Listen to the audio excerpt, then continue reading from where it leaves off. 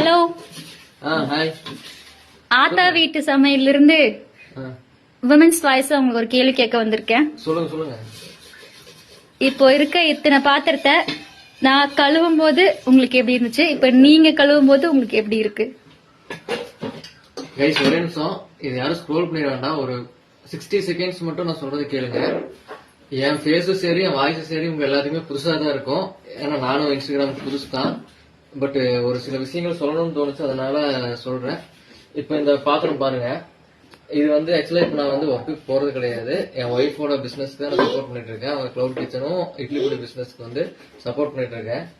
இப்ப இந்த பாத்திரம் வந்து இன்னைக்கு ஃபுட்டு கொடுத்ததுக்கு அப்புறம் வர வேலை, இது ஒரு வேலைக்கு நான் கழுவுறேன்.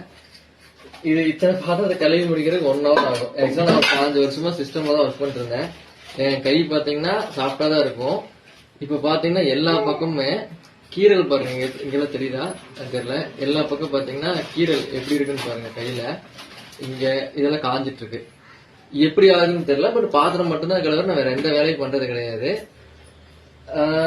எரியும். நான் இப்ப அவர்கிட்ட கேட்பேன், ஒய்ஃப்ட கேட்கல இதெல்லாம் சப்ப இதை கூட தாங்க மாட்டேன்னு கேட்பேன். ஆக்சுவலா என்னால முடியல, எனக்கு எரியுது. பாத்திரம் கழுவும் போது எரியுது. அதுக்கப்புறம் தான் என் ஒய்ஃப் கையை பார்த்தா கை ஃபுல்லா இது நிறைய இருக்கு.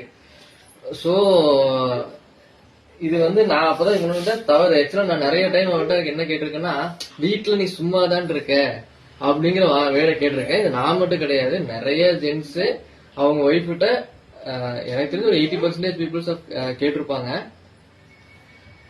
இப்ப நான் இந்த ஸ்டேஜ்ல இங்க இருந்து பார்க்கும் போதுதான் அதை கேட்டது வந்து தவறு அப்படின்னு நினைக்கிறேன். ஏன்னா அவங்க சும்மாதான் இருக்கேங்கிறது ரொம்ப தப்புங்க. கழுவி ஆக்சுவலா இது வந்து ஒரு பாட்டு தான்.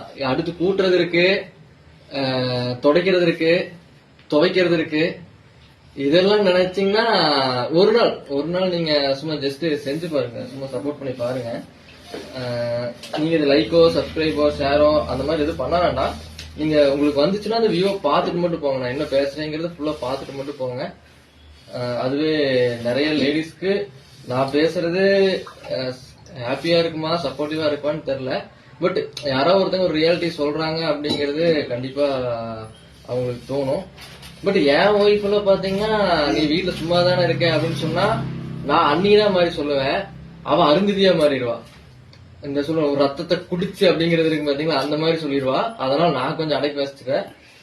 ஆக்சுவலா ரொம்ப சாரிங்க. எல்லாம் எங்க அம்மா ஆகட்டும், என் தங்கச்சி, எல்லா லேடிஸுமே வீட்டுல கண்டிப்பா அவங்க சும்மா இல்ல. இனிமேல் யாருமே தயவுசெய்து வீட்டுல